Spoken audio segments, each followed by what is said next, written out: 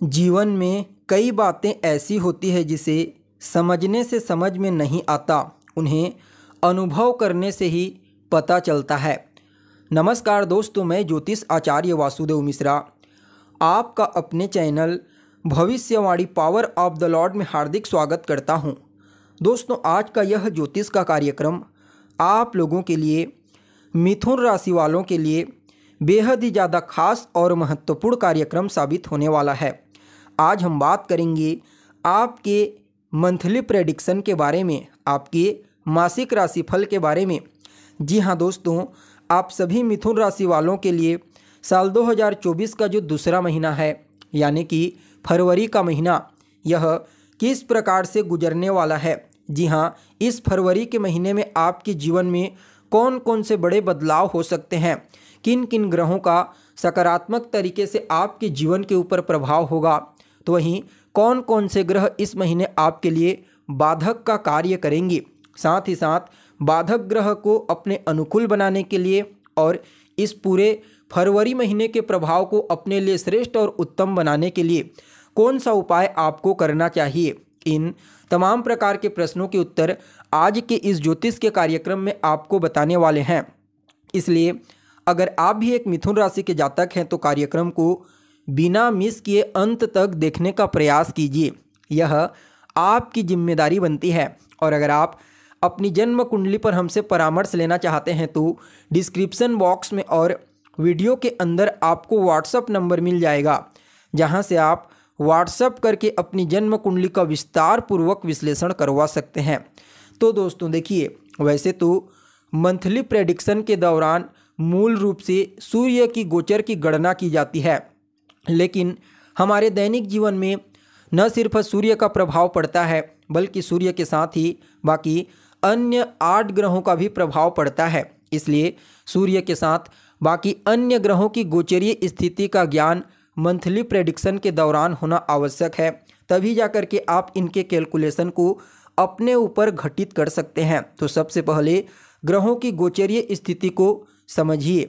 देखिए, आपकी राशि यानी कि आपकी गोचर कुंडली में आपकी राशि से चौथे भाव में केतु महाराज कन्या राशि में पूरे महीने गोचर करेंगे। कुंडली के सप्तम भाव में 3 ग्रह मंगल, बुध और शुक्र युति बना करके गोचर कर रहे हैं। इनका राशि परिवर्तन हो जाएगा।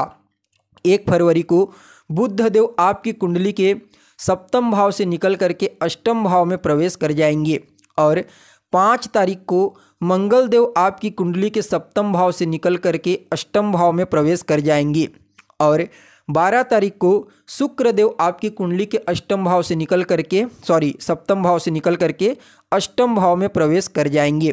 वहीं अभी वर्तमान समय में आपकी कुंडली के अष्टम भाव में ग्रहों के राजा सूर्य देव गोचर कर रहे हैं।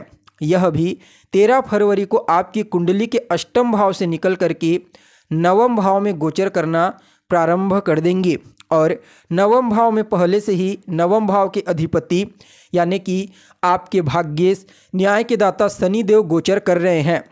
फलतः 13 तारीख के पश्चात शनि और सूर्य के बीच युति बनेगी। वैसे तो इसे अंधक दोष कहा जाता है, लेकिन यहाँ पर सूर्य देव अपने पुत्र के घर में गोचर करेंगे और उनका पुत्र भी अभी अपने ही घर में है। फलतः शनिदेव के बल में विशेष रूप से वृद्धि हो जाएगी। तो यह भी आपके लिए श्रेष्ठ रहेगा। जबकि कर्म क्षेत्र में राहु का प्रभाव और लाभ क्षेत्र में यानी कि आपके 11वें भाव में गुरु का प्रभाव पूरे महीने देखने को मिलेगा। इस प्रकार से ग्रहों की गोचरीय स्थिति पूरे महीने आपके लिए रहने वाली है। सबसे पहले आपके राशि के अधिपति बुध को देखिए, अभी सप्तम भाव में गोचर कर रहे हैं, यानी कि आपके व्यापार के दृष्टिकोण से तो बेहतर है। 1 तारीख को आपके अष्टम भाव में गोचर करना प्रारंभ कर देंगी, लग्नेश होकर के अष्टम भाव में गोचर करेंगे और मंगल सप्तम भाव में गोचर करते हुए लग्न को देखेंगे। थोड़ा सा सेहत को लेकर के आपको सावधानी बरतने की आवश्यकता है। जी हाँ, इस महीने आपको सेहत को लेकर के कोई भी लापरवाही नहीं बरतनी है, अन्यथा वह आपके लिए नेगेटिव इफेक्टेड हो सकता है। देखिए, लग्न के ऊपर मंगल की दृष्टि पड़ेगी तो यह आपके व्यक्तित्व में उग्रता ला देगा, धैर्य में कमी। हालांकि मंगल का परिवर्तन हो जाएगा और उच्च राशि में अष्टम भाव में गोचर करेंगे। कहीं ना कहीं शनि के साथ द्विद्वादश का संबंध बनाएंगे तो यह थोड़ा सा आपके लिए खर्चों में वृद्धि कारक हो सकता है, क्योंकि मंगल आपके लिए एक अकारक ग्रह जो बनते हैं। वहीं देखा जाए तो आपके जीवन पर दाम्पत्य जीवन यानी कि वैवाहिक जीवन, मैरिड लाइफ के दृष्टिकोण से इस महीने को अनुकूल ही कहा जा सकता है। आपको अपने पत्नी के द्वारा या फिर अपने जो आपके ससुराल पक्ष हैं उसके माध्यम से लाभ की प्राप्ति, धन की प्राप्ति इस महीने होने का प्रबल योग बना हुआ है। गुरु का कुंडली के लाभ भाव में गोचर करना पूरे महीने भर आपके लिए लाभ की स्थिति को बरकरार रहेगा। पंचम दृष्टि आपके पराक्रम भाव पर डालेंगी। सूर्य की स्थिति भी बेहतर रहेगी। फलतः यहाँ पर कहा जा सकता है गुरु की दृष्टि आपके पराक्रम में वृद्धि कराने वाली होगी, आपके पुरुषार्थ में, आपके मेहनत में वृद्धि कराने वाली होगी। वहीं गुरु की सप्तम दृष्टि आपके ज्ञान, आपकी चतुराई, आपकी बुद्धिमत्ता, आपके विवेक, आपकी समझदारी, इन चीज़ों में वृद्धि कराने वाली रहेगी। वहीं लव लाइफ के दृष्टिकोण से समय अनुकूल है। संतान को लेकर के कोई चिंता थी तो वह चिंता इस महीने दूर होने वाली है। पंचम भाव कहीं ना कहीं आपके पूर्व के पुण्यों को बताता है। परिणाम स्वरूप इस समय पूर्व के पुण्यों का सकारात्मक प्रभाव आपको अपने जीवन में देखने को मिलेगा। राहु का दसम भाव में गुरु के घर गोचर करना कहीं ना कहीं कार्य क्षेत्र में इस समय आप अपनी तिगड़म बुद्धि का इस्तेमाल करके लाभ की स्थिति क्रिएट करेंगे। हालांकि शनिदेव भाग्य भाव में गोचर करते हुए आपको भाग्यशाली तो बना रहे हैं नो डाउट, और सूर्य का बल भी इन्हें प्राप्त होगा, लेकिन फिर भी ये मंद ग्रह हैं। परिणाम स्वरूप धीरे धीरे करके आपके भाग्य को जागृति प्रदान करेंगे, लेकिन फिर भी भाग्य का साथ आपको देखने को मिलेगा, क्योंकि भाग्य के कारक ग्रह सूर्य भी यहीं पर गोचर करेंगे 13 फरवरी के पश्चात। और भाग्य के जो अति विशिष्ट कारक ग्रह हैं गुरु, वह लाभ भाव में मित्र के घर में बलवान अवस्था में गोचर कर रहे हैं।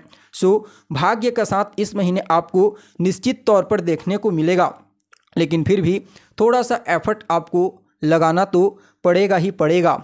बाकी देखा जाए तो आप सभी मिथुन राशि वालों के लिए यह जो फरवरी का महीना है अत्यंत ही श्रेष्ठ साबित होगा, क्योंकि आपके जीवन में कर्म क्षेत्र में जो समस्या थी वह समस्या दूर हो जाएगी।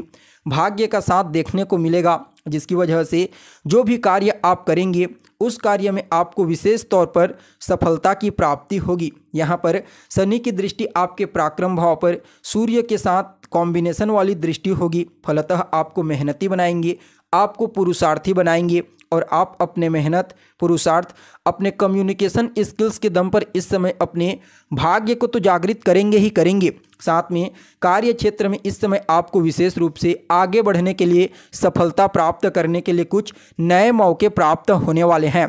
जी हाँ, यहाँ पर राहु का कुंडली के दसम भाव में गोचर करना कहीं ना कहीं वह जातक जो राजनीति के फील्ड में एक्टिव हैं, पॉलिटिशियन हैं, उनके लिए यह प्रभाव श्रेष्ठ ही कहा जाएगा इस फरवरी के महीने में, क्योंकि गुरु कर्म क्षेत्र के अधिपति होकर के लाभ भाव में गोचर कर रहे हैं। फलतः यहाँ पर आपको अपने कर्म से विशेष तौर पर लाभ की प्राप्ति होगी। यह महीना कुछ नई वस्तु को खरीदने के लिए भी अच्छा ही कहा जा सकता है। आप कोई महंगी बड़ी वस्तु खरीदना चाहते हैं तो निश्चित तौर पर खरीदारी कर सकते हैं। अष्टम भाव में मंगल उच्च के समान परिणाम देंगे। फलतः यहाँ पर देवगुरु बृहस्पति के साथ वे चौथे दसवें यानी कि केंद्र का कॉम्बिनेशन बनाएंगे, जिसकी वजह से बड़ी आसानी और स्पष्टता के साथ कहा जा सकता है कि इस समय आपके जीवन में आपको सुख, धन, सफलता, तरक्की ये चीज़ें अचानक प्राप्त होंगी। इससे आपके मन में प्रसन्नता की भावना देखने को मिलेगी और व्यापारियों को भी विशेष तौर पर लाभ की प्राप्ति होने का योग बना हुआ है, क्योंकि सप्तम के अधिपति गुरु लाभ भाव में गोचर कर रहे हैं, तो व्यापार से लाभ और सप्तम भाव के ऊपर बुध, शुक्र, मंगल इनका प्रभाव रहेगा। फलतः आपके व्यापार के दृष्टिकोण से भी इस फरवरी के महीने को आपके अनुकूल कहा जा सकता है। जी हाँ, यानी कि कुल मिलाकर के देखा जाए तो आप सभी मिथुन राशि वालों के लिए यह जो साल 2024 का दूसरा महीना फरवरी का महीना रहने वाला है, यह बस सेहत को थोड़ा सा छोड़ करके बाकी अन्य मामलों में, चाहे वह धन के दृष्टिकोण से हो, करियर के दृष्टिकोण से हो, भाग्य के दृष्टिकोण से हो, व्यापार के दृष्टिकोण से हो, शिक्षा, संतान, सुख और लाभ के दृष्टिकोण से हो, हर क्षेत्र से आपको मजबूती ही प्रदान कर रहा है। फिर भी इस महीने को और अनुकूल और श्रेष्ठ बनाने के लिए ओम बूम बुद्धाय नमः इस मंत्र का रोजाना 108 बार 3 माला या फिर 5 माला जाप कीजिए। बुधवार के दिन गणेश जी के मंदिर में जाकर के उन्हें दूर्वा अर्पित करें।